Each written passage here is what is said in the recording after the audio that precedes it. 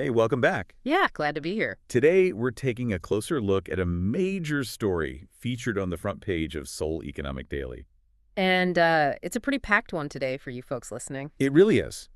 Welcome to the Korea Economy Brief, your insider guide to Korean business and economy.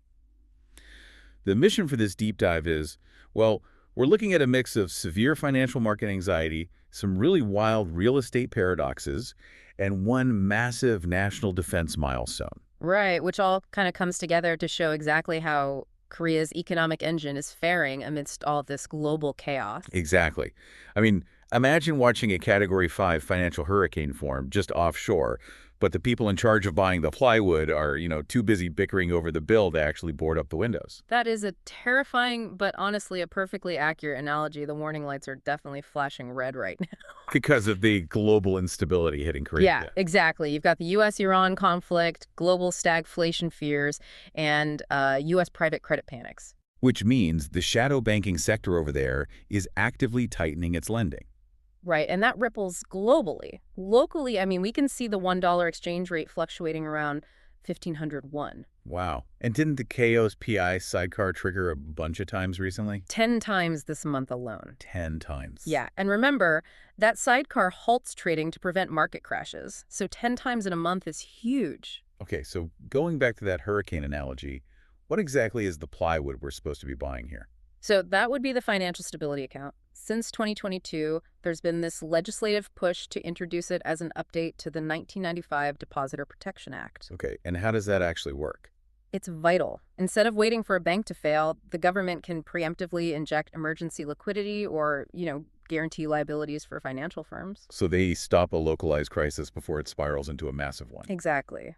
But the National Assembly is completely stalling on passing it.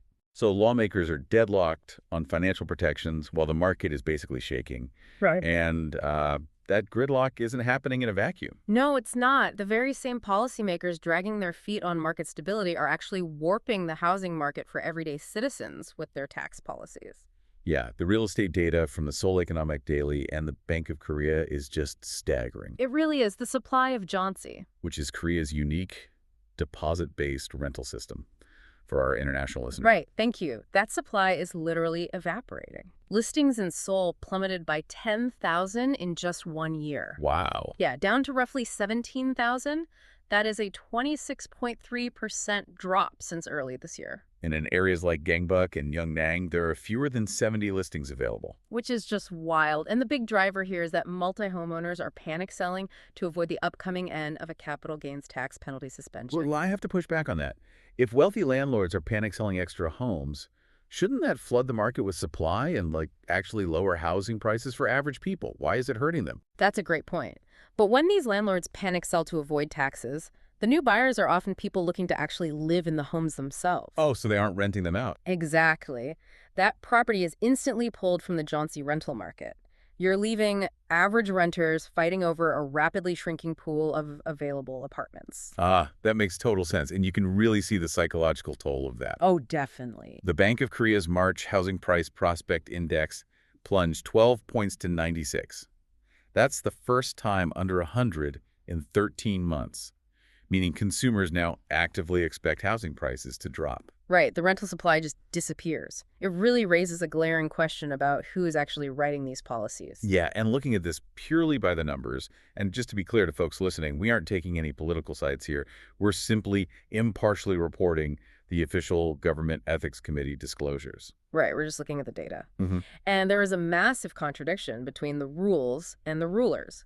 High-ranking government officials possess an average of 2.09 billion won in wealth. And lawmakers averaged 2.88 billion won, while President Lee Jae-myung reported 4.97 billion won. Yeah, but the real irony is in the actual property ownership. The president gave an explicit directive to exclude multi-homeowners from housing policy roles. Yet the disclosures show 13 Blue House aides, 7 cabinet members, and critically, 4 out of the 16 lawmakers sitting on the National Assembly's Land and Transport Committee actually own multiple homes. The contrast is definitely sharp. But, while short-term political interests dominate domestic policy, there is a totally different story happening in the defense sector. Right.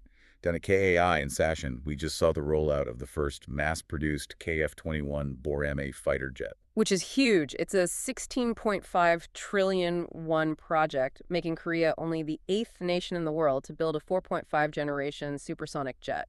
Capable of hitting Mach 1.81, right? Yep.